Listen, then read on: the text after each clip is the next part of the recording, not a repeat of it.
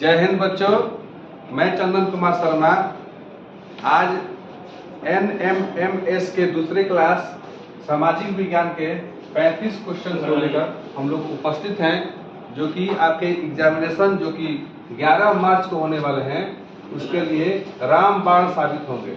ये 35 प्रश्न एग्जामिनेशन में बहुत बार पूछे गए हैं और इस बार भी पूछने जाने की पूरी संभावना है। तो चलिए शुरू करते हैं बिना किसी देरी के। प्रश्न संख्या पहला है कि वह स्थान जहां भूकंप प्रारंभ होता है, ठीक है, वह स्थान जहां भूकंप प्रारंभ होता है या आरंभ होता है, तो ऑप्शन है उद्गम केंद्र, अधिकेंद्र, ज्वालामुखी या उपयुक्त में से सभी। तो थोड़ा सा इस पर हम लोग ध्यान देंगे कि जब ये मान लीजिए कि यह पृथ्वी है, ठीक, और यहाँ मान के चलिए कि ये भूकंप शुरू हुआ है, भूकंप, तो इस केंद्र को कहते हैं उद्गम केंद्र।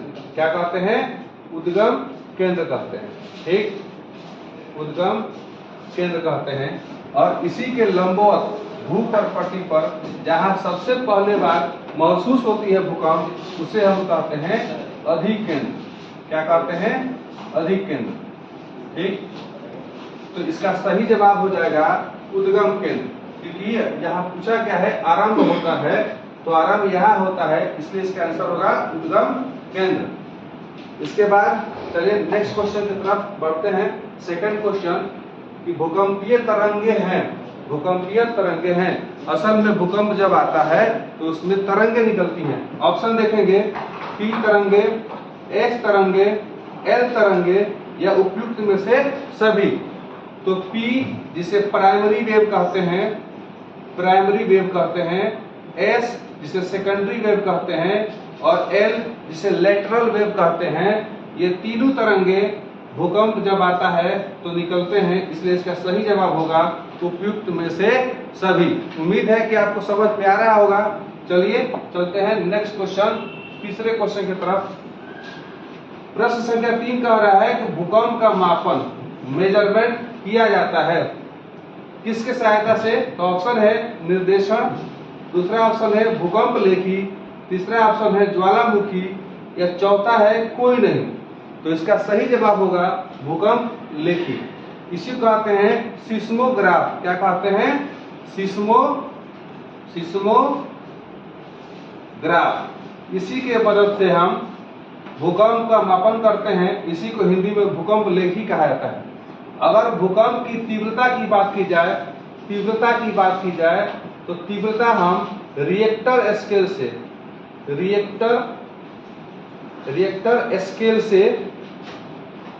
स्केल से मापते हैं, ठीक है। भूकंप का मापन भूकंप लेखी से करते हैं और इसकी तीव्रता का मापन रिएक्टर स्केल से करते हैं। चलिए तीसरे क्वेश्चन की तरफ बढ़ते हैं। चौथे प्रश्न के तरफ। चौथा प्रश्न कह रहा है कि छत्रक सेल, इसे मशरूम सेल भी कहा जाता है, मशरूम सेल कहाँ पाई जाती है? तो ऑप्शन है पहला रेगिस्तान में, दूसरा है हिमनद में, तीसरा है नदी घाटी में और चौथा है इनमें से कोई नहीं। तो इसका सही जवाब होगा रेगिस्तान में। छत्रक सेलें मशरूम के आकार की होती हैं, मशरूम के आकार की होती हैं और यह रेगिस्तान में पाई जाती हैं। चलिए नेक्स्ट क्वेश्चन की तरफ बढ़ते हैं। बहुत ही अच्छे प्रश्न है। प्रश्न संख्या 5 में आते हैं। तो वायुमंडल में सर्वाधिक पाई जाने वाली गैस, यहाँ सबसे अधिक कौन सी गैस वायुमंडल में पाई जाती है, यह पूछा गया है। तो ऑप्शन पहला है ओजोन, दूसरा ऑप्शन है ऑक्सीजन, तीसरा ऑप्शन है आर्गन और चौथा ऑप्शन है नाइट्रोजन। तो इसका सही जवाब होगा नाइट्रोजन। सबसे ज्यादा पाई जाती है कहाँ पर? वायुमंडल में। इसके बाद दूसरे स्थान पर है ऑक्सीजन, तीसरे स्थान पर पाया जाता है आर्गन और चौथे स्थान पर पाया जाता है CO2 यानी कार्बन डाइऑक्साइड। तो इस क्वेश्चन का आंसर होगा नाइट्रोजन। चलिए नेक्स्ट क्वेश्चन की तरफ बढ़ते हैं। प्रश्न संख्या 6 है कि विश्व की मुख्य खाद्य फसल कौन सी है? विश्व की सबसे ज्यादा खाई जाने वाली फसल के बारे में पूछा गया है।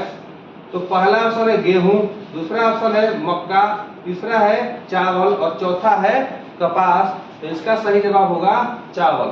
चावल विश्व में सबसे ज्यादा खाई जाने वाली फसल है, इसलिए विश्व की प्रमुख फसल ही कही जाती है। चलिए नेक्स्ट क्वेश्चन की तरफ बढ़ते हैं। क्वेश्चन नंबर 7 कह रहे हैं कि भारतीय संविधान सभा का गठन किस वर्ष किया गया था। संविधान सभा के बारे में पूछा गया है, इसका गठन कब किया गया था। तो ऑप्शन पहला देखेंगे 1946, 1856, 1916 और 1919 में। तो इसका सही जवाब होगा 1946 में किया गया था, जुलाई 1946 में किया गया था। और इसी सभा के द्वारा हमारे भारत का संविधान का निर्माण किया गया था। चलिए नेक्स्ट क्वेश्चन की तरफ बढ़ते हैं। क्वेश्चन नंबर 8 है कि भारतीय संविधान में वर्तमान में कितने मौलिक अधिकार हैं। फंडामेंटल राइट्स के बारे में पूछा गया है कि संविधान में कितने मौलिक अधिकार हैं। ऑप्शन है 5, 6, 8 या 10। इसका सही जवाब होगा 6। सही जवाब क्या होगा 6। मूल संविधान में जब संविधान की रचना हुई थी उस समय मौलिक कर्तव्यों की संख्या 7 थी, जिसे 44वें संविधान संशोधन के द्वारा जो कि 1978 में हुआ था, इस संपत्ति के अधिकार को, जो 7वां था, संपत्ति के अधिकार को इसमें से हटा दिया गया और उसे कानूनी अधिकार बना दिया गया। इसलिए अभी भारतीय संविधान में 6 मौलिक अधिकार ही मौजूद हैं। चलिए नेक्स्ट क्वेश्चन की तरफ बढ़ते हैं। प्रश्न संख्या 9 कह रहा है कि राज्यसभा में कुल कितने सदस्य हैं। राज्यसभा में कुल कितने सदस्य हैं। ऑप्शन देखिए 245, 545, ऑप्शन सी है 200 और ऑप्शन डी है 745। तो इसका सही जवाब होगा 245। राज्यसभा में अधिकतम 250 सीटें हो सकती हैं, लेकिन वर्तमान में 245 सीटें ही उपस्थित हैं, उपलब्ध हैं। तो भारतीय संविधान में वर्तमान में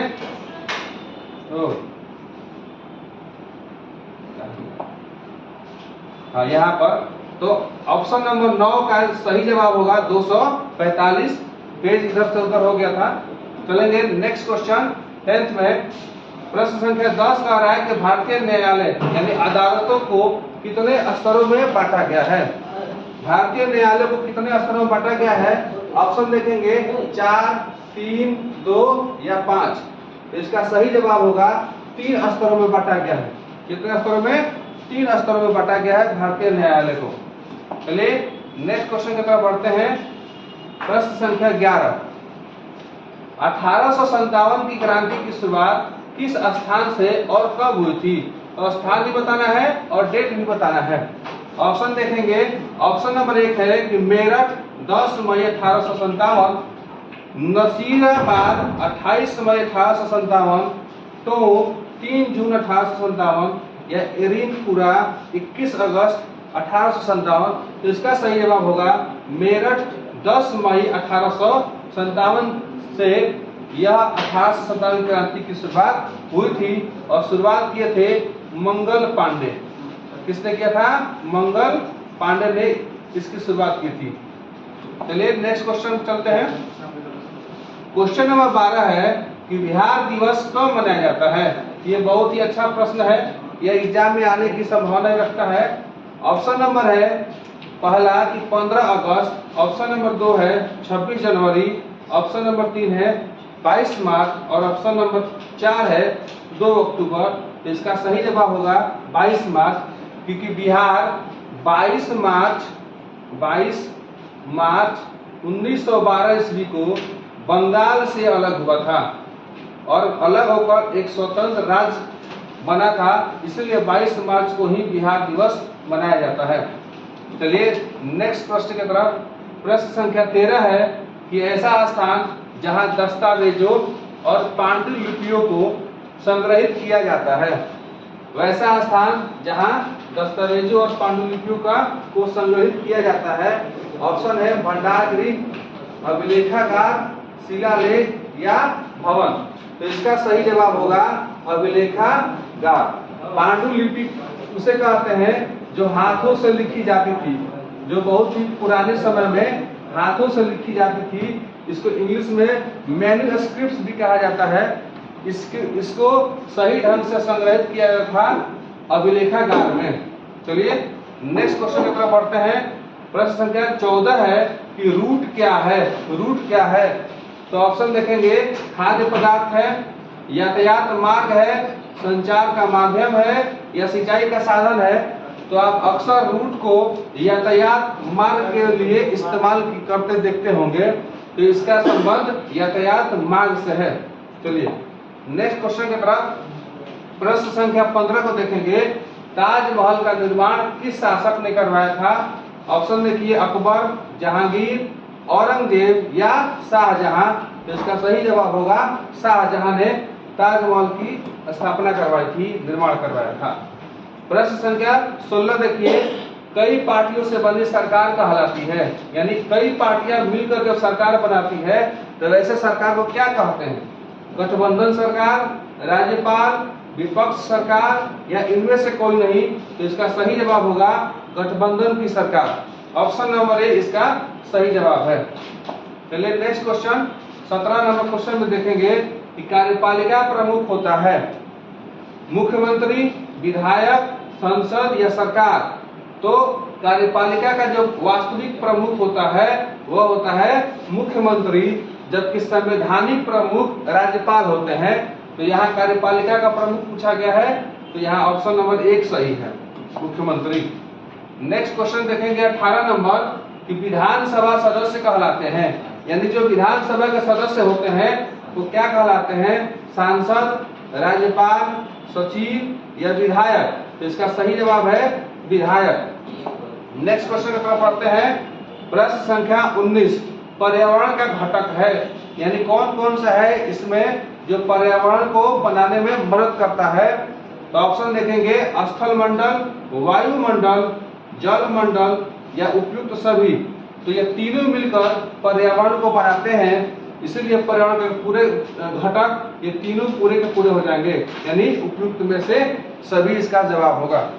चलिए नेक्स्ट क्वेश्चन 20 नंबर प्रश्न में आते हैं कि पृथ्वी की ठोस भूपरपटी, जिसे इंग्लिश में क्रस्ट भी कहा जाता है, कहलाती है, यानी पृथ्वी की जो ठोस भूपरपटी है वह क्या कहलाती है?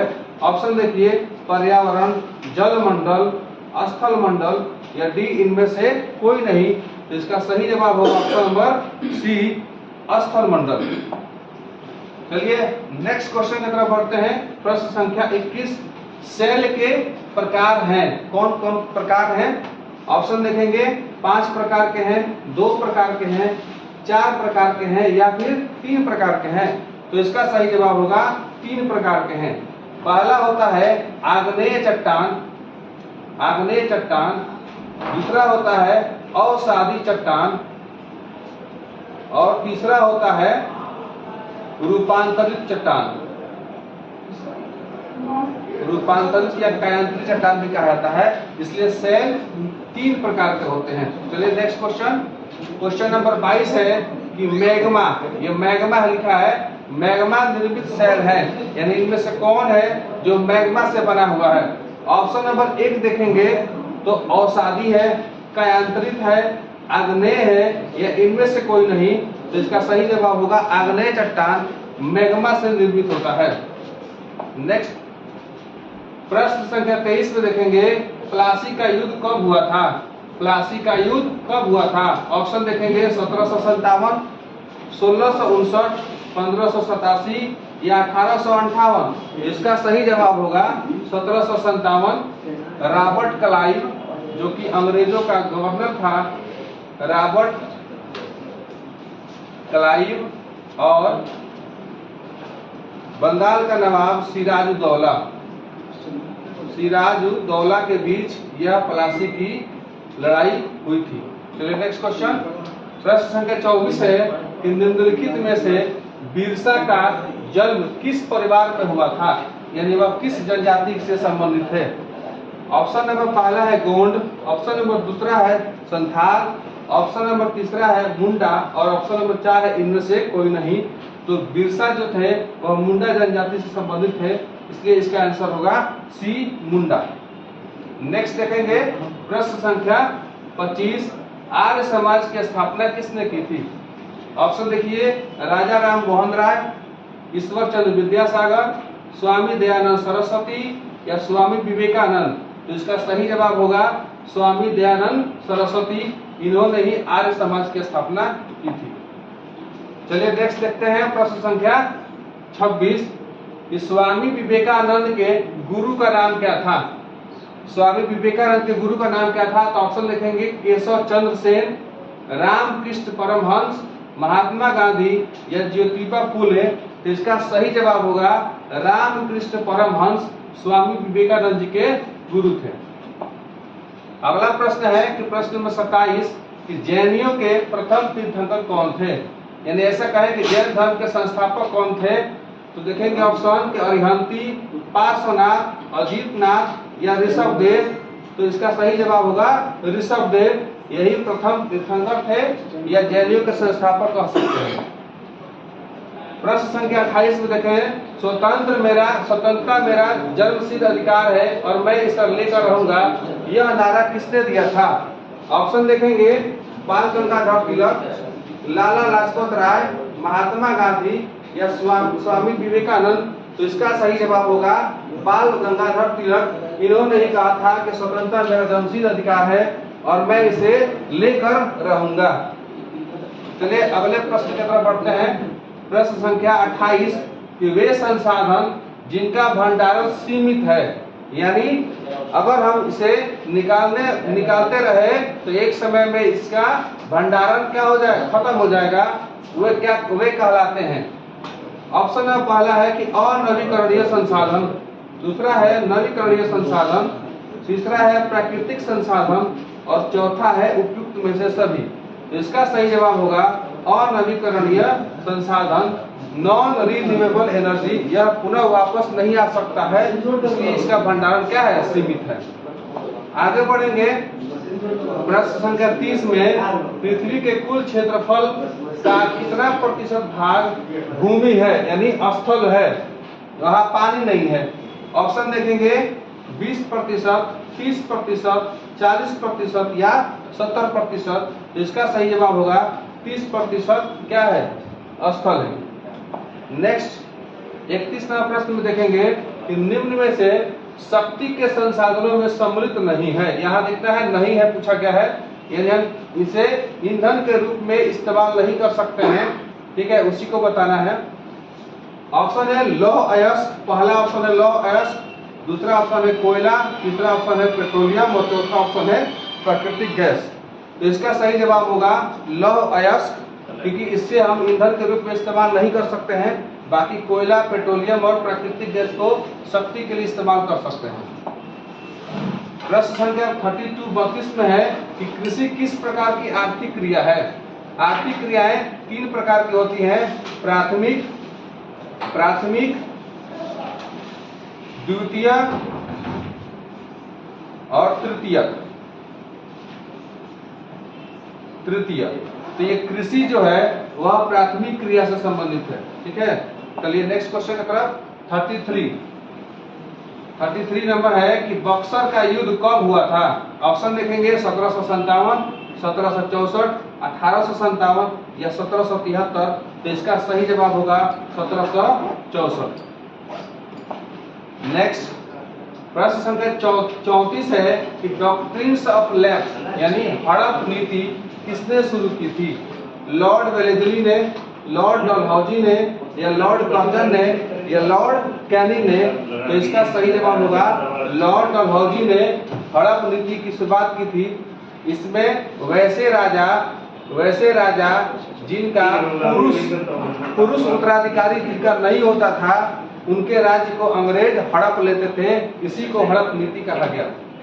नेक्स्ट और आखिरी प्रश्न है 35, बहुत ही सुंदर क्वेश्चन है कि भारतीय राष्ट्रीय कांग्रेस की स्थापना कब हुई थी? भारतीय राष्ट्रीय कांग्रेस की स्थापना कब हुई थी? ऑप्शन देखेंगे 1857, 1885, 1905 या 1919। तो इसका सही जवाब होगा 1885। इसकी स्थापना 28 दिसंबर 1885 को हुई थी। इसके जो संस्थापक थे वो A.O. ह्यूम थे। इसके संस्थापक कौन थे? A.O. ह्यूम थे और इसे गोकुल दास तेजपाल संस्कृत विश्वविद्यालय में इसकी स्थापना हुई थी और वो हुई थी कहां पर? मुंबई में। और इसी के साथ हमारा 35 के 35 प्रश्न सफलतापूर्वक प्राप्त खत्म हो चुके हैं। उम्मीद है कि इन प्रश्नों को आप एग्जाम में हल कर पाएंगे। Thank you.